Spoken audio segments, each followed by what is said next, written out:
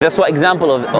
Sorry, would you say the Quran follows all the same logic? There's no discrepancy? Quran is consistent. Yes. You believe there's nothing, everything in the Quran you believe absolutely? Not only I believe, the Quran itself makes that claim. The Quran in chapter 4 verse 82 says if this book was from anyone other than Allah, you'll find in it many discrepancies, many contradictions, etc. So it says by default anything from God cannot have contradictions. So that is the claim I'm making now. But I'm not only saying that, I'm saying the Trinity is not even in the Bible.